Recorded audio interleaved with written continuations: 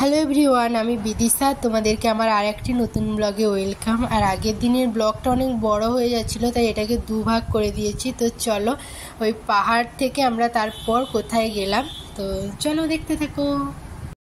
তো এখন আমরা চলে এসেছি, এখানে দেখবো ক্রিস্টাল ওয়ার্ল্ড।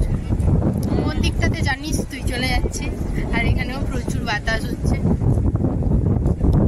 এখন আমরা যাব ক্রিস্টাল ওয়ার্ল্ড। টুপিটা ভালো করে পর, কেউই নামেনি এখনো বাস থেকে, আমরাই নেমে গেছি আগে।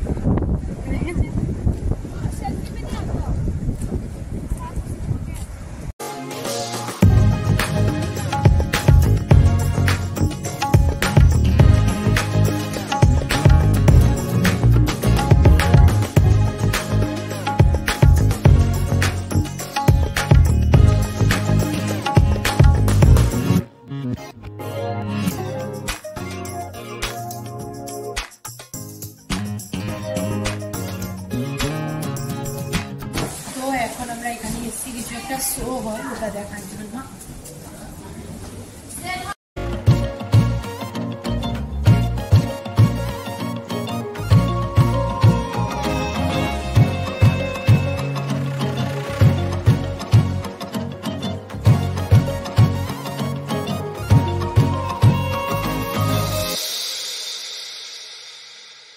এখানে এই হাউসটা মারাত্মক দেখতে ছিলাম, ক্যামেরাতে একদমই ভালো আসছে না। এখানে পুরোটাই বেশ সুন্দর, ক্রিস্টালের সব তৈরি, যেগুলো একদমই ক্যামেরা জাস্টিস করতে পারছে না আমার।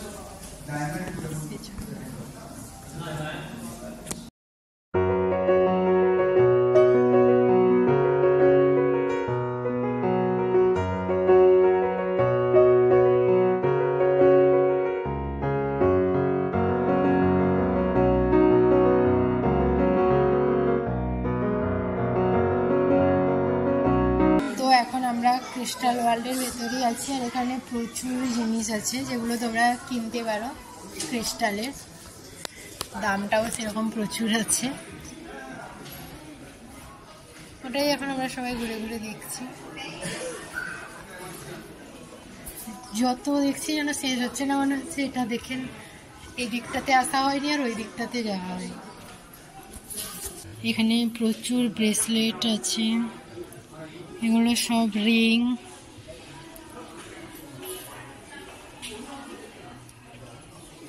আর এখানে এই একজন, যেখানে যাবে শুধু কি নিবি বল। এগুলোর এত দাম, তারপরেও কি করে আমরা বলছি না নেব না, এত দাম দেখে। আর একজন কি নিবি বল, তোরা কি নিবি বল। হ্যাঁ, তখন আমরা জানতাম না, মারা অনেকবারই বিদেশে এইভাবে এসছে, প্রচুর জিনিস আমাদের জন্য নিয়ে গেছে। তখন জিনিসগুলোর ব্যাপারে এত জানতামই না।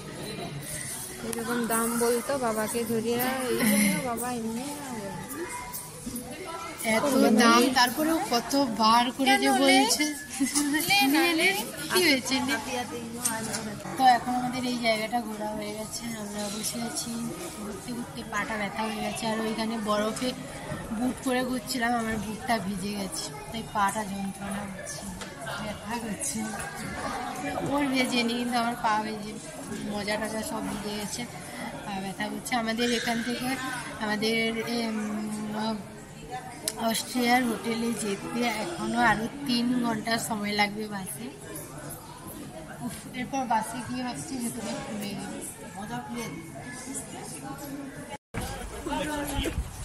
তো এখন আমরা এখান থেকে বেরিয়ে যাচ্ছি, এরপর একদম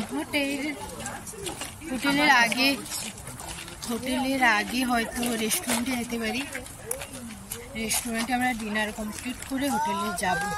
না, বৃষ্টি হচ্ছে না তো।